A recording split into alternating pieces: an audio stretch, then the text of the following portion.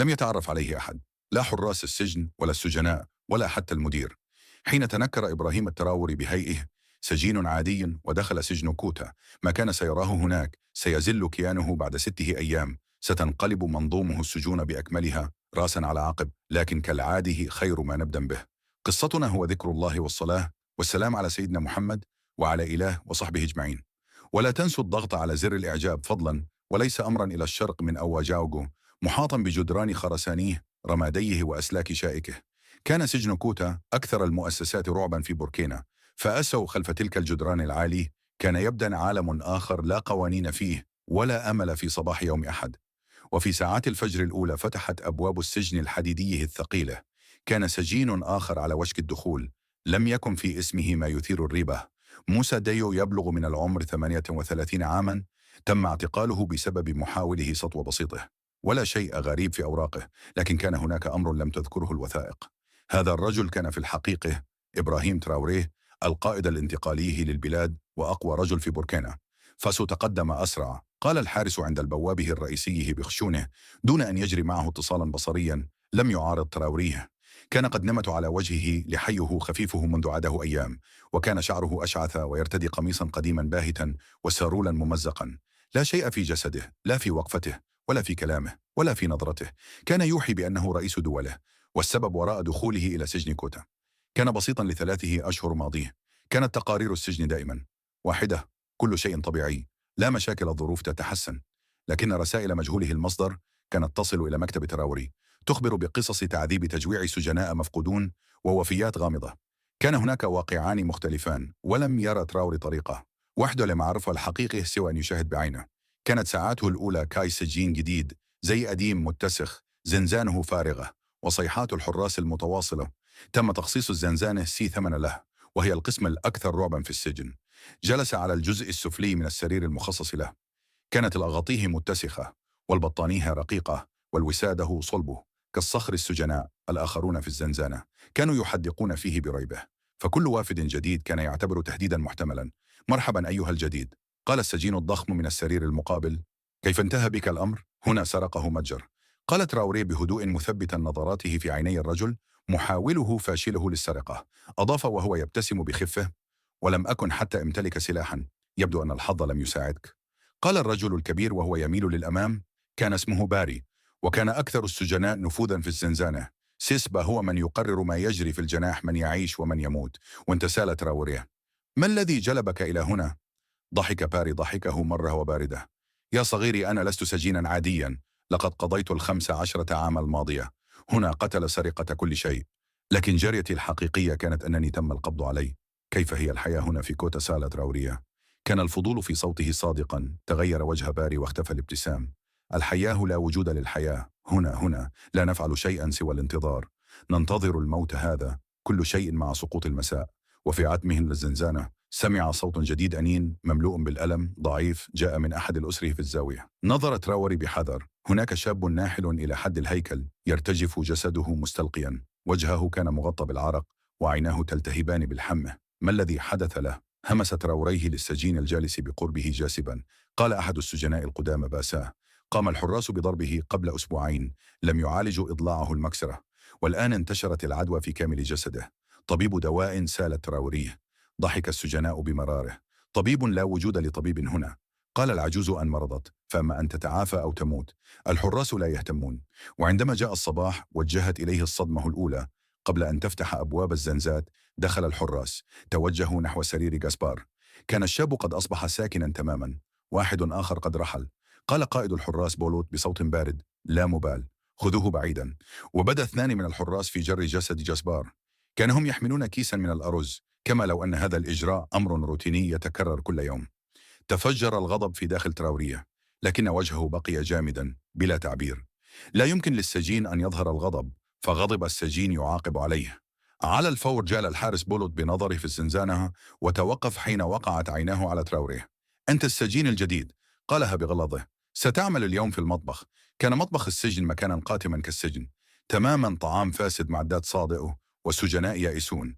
سند إلى تراوريه. عمل التقطيع لساعات، قطع الخضروات الفاسدة بعينين ترقبان كل شيء: كميه الطعام، ظروف الإعداد، مستوى النظافة. توجه إلى السجين العجوز بجانبه. هذه الخضروات فاسدة، قال بصوت خافت. كيف تعدون الطعام بها؟ ضحك العجوز بسخرية مريرة. هذه ليست لنا يا بني، طعام السجناء هناك في ذلك المرجل في الزاوية. نحن ناكل القمامة التراورية. إدار راسه فراه، طاهيا يعد الطعام بمكونات أفضل في مرجل آخر. ماذا يطبخ هناك طعام الحراس؟ قال العجوز. هم يأكلون اللحم ونحن ناكل العظام، هم يأكلون الخبز ونحن ناكل العفن. هكذا هو النظام. هنا تلك الليلة حين عاد تراوريه إلى الزنزانة كان باري بانتظاره.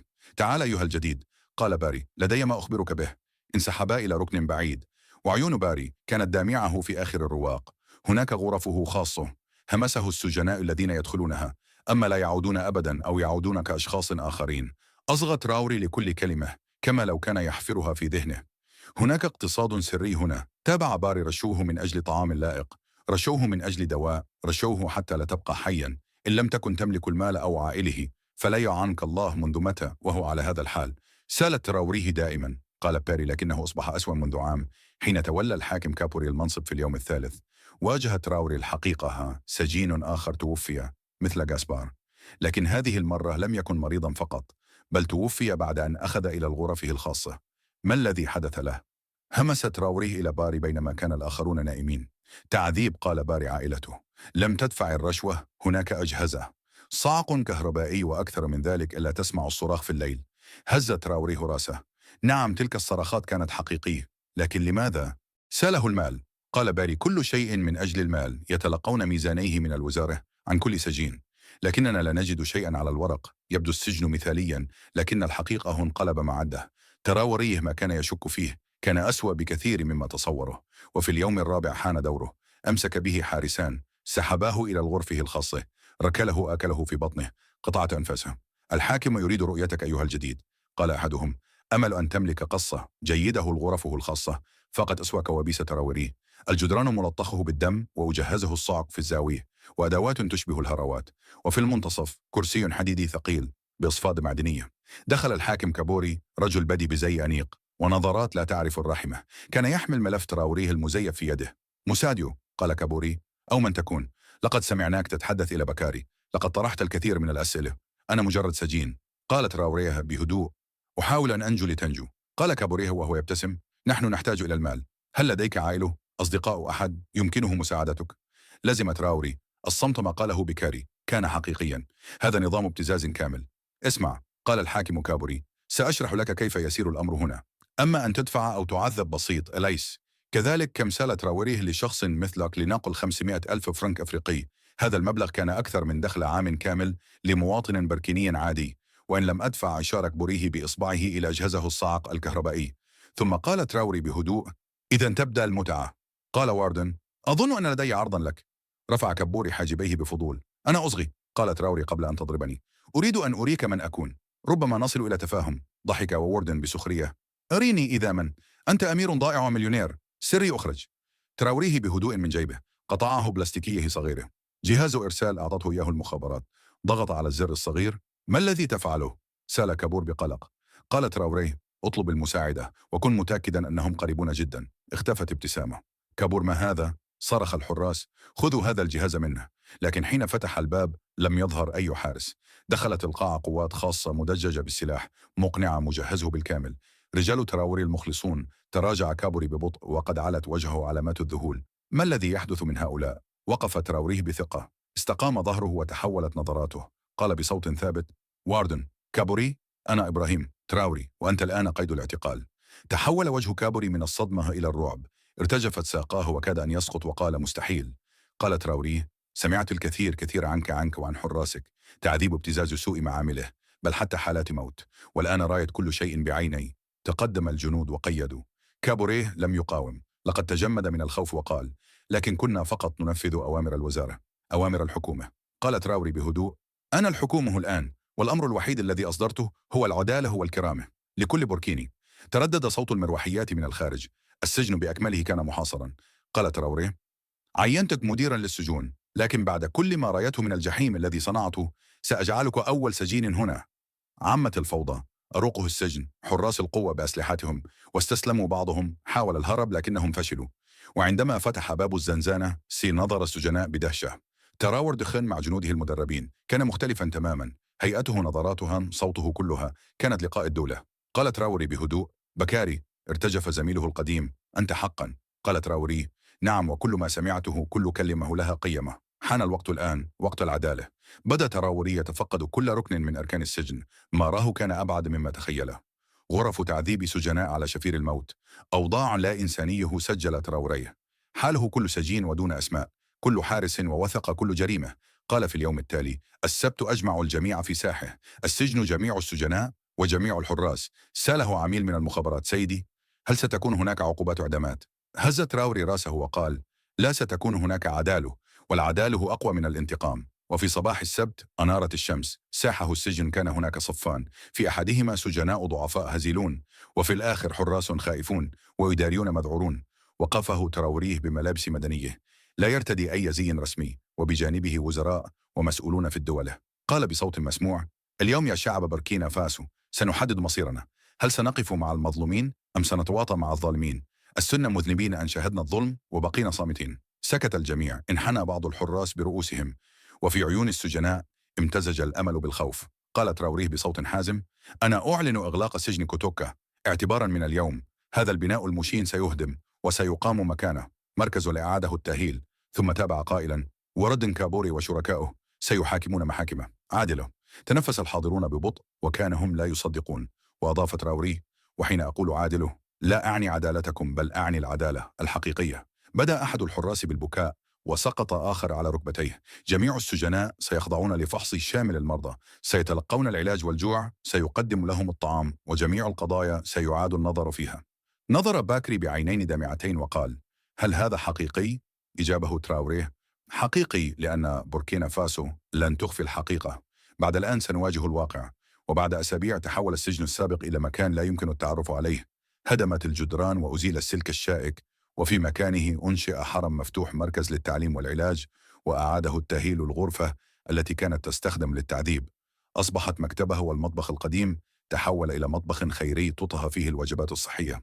وفي الساحة اجتمع نزلاء الزنزانة سي 7 السابقون من بينهم. كان بكري الذي بدأ يعمل كضابط صحي. قال بحماسه الرئيس تراوريه: سياتي اليوم علينا أن نشكره. وعندما وصل إبراهيم تراوري كان بملابس بسيطه كما يومه الأول في السجن، لكنه لم يعد مختبئا. لقد أصبح قائدا، خرج من بين الناس ولم ينسى جذوره. قال تراوري أمام الجامعة: نظام السجون مراه الوطن، واليوم حينما ننظر في هذه المراه لا نرى العار، بل نرى الفخر. صافح السجناء السابقين، وفي عين أحدهم لمعت دمعة. كان ذلك جاسبار الذي تلقى العلاج واستعاد صحته. قال بصوت مرتجف: سيدي الرئيس، أنت أنقذت حياتي. هز تراوريه رأسه وقال: لا جاسبار، نحن أنقذنا بعضنا البعض، فالأمة لا تكون قوية إلا بيضعف أفرادها.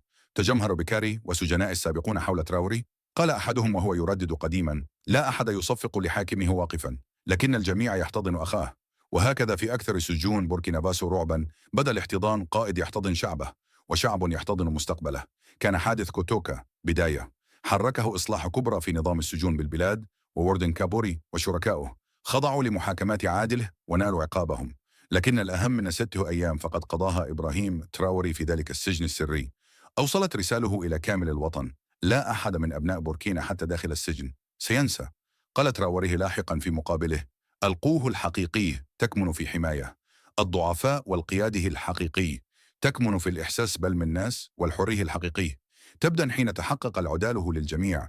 هذه القصة لم تتوقف عند حدود بوركينا فاسو، بل امتدت إلى أفريقيا كلها. قصه قائد تالم ليفهم شعبه، وقصه وطن خرج من الظلام إلى النور. وإلى هنا نكون قد وصلنا لنهاية قصتنا لهذا اليوم. إذا أعجبتكم لا تنسوا أن تدعمونا بالاشتراك والضغط على زر الإعجاب.